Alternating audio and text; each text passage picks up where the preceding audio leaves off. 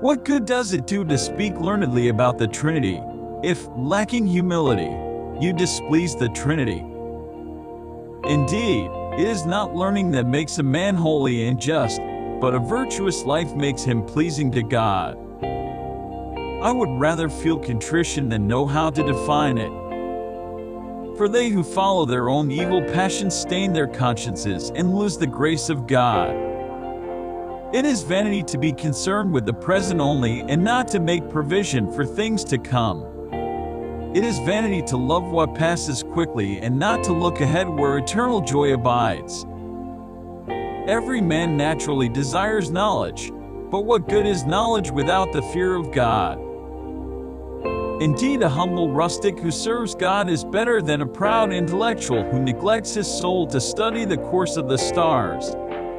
He who knows himself well becomes mean in his own eyes and is not happy when praised by men. If you think you know many things and understand them well enough, realize at the same time that there is much you do not know. If you see another sin openly or commit a serious crime, do not consider yourself better, for you do not know how long you can remain good. All men are frail, but you must admit that none is more frail than yourself. The pure, simple, and steadfast spirit is not distracted by many labors, for he does them all for the honor of God. The humble knowledge of self is a surer path to God than the ardent pursuit of learning. Not that learning is to be considered evil, or knowledge, which is good in itself and so ordained by God, but a clean conscience and virtuous life ought always to be preferred. Many often err and accomplish little or nothing because they try to become learned rather than to live well. On the day of judgment, surely, we shall not be asked what we have read but what we have done, not how well we have spoken, but how well we have lived. He is truly great who has great charity. He is truly great who is little in his own eyes and makes nothing of the highest honor. He is truly wise who looks upon all earthly things as folly that he may gain Christ. He who does God's will and renounces his own is truly very learned. A good life makes a man wise according to God and gives him experience in many things, for the more humble he is and the more subject to God, the wiser and the more at peace he will be in all things. Truth, not eloquence, is to be sought in reading the Holy Scriptures, and every part must be read in the spirit in which it was written. For in the Scriptures we ought to seek profit rather than polished diction.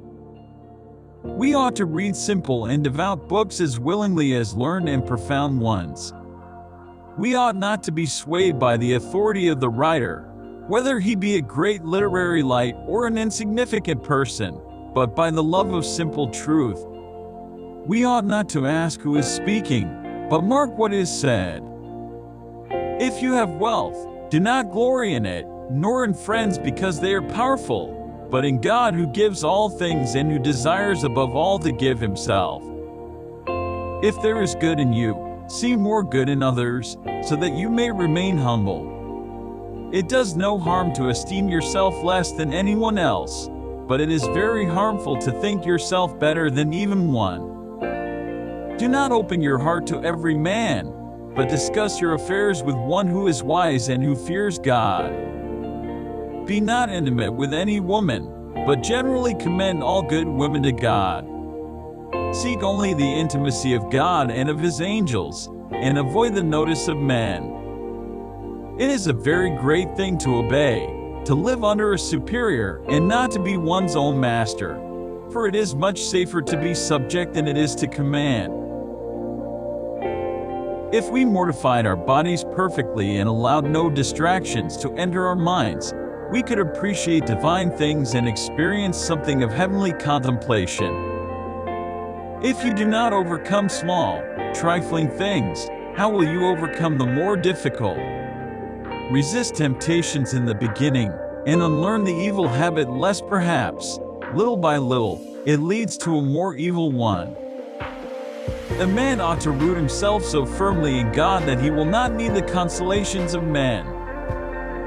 Temptations, though troublesome and severe, are often useful to a man, for in them he is humbled, purified, and instructed. The man who only shuns temptations outwardly and does not uproot them will make little progress. Indeed, they will quickly return more violent than before. He who does much loves much. He does much who does a thing well.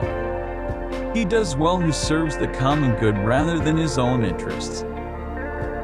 If you withdraw yourself from unnecessary talking and idle running about, from listening to gossip and rumors, you will find enough time that is suitable for holy meditation. For God and His holy angels will draw near to him who withdraws from friends and acquaintances. Living on earth is truly a misery. The more a man desires spiritual life, the more bitter the present becomes to him, because he understands better and sees more clearly the defects, the corruption of human nature. The saints of God and all devout friends of Christ did not look to what pleases the body, nor the things that are popular from time to time. Their whole hope and aim centered on the everlasting good. Their whole desire pointed upward to the lasting and invisible realm, lest the love of what is visible drag them down to lower things.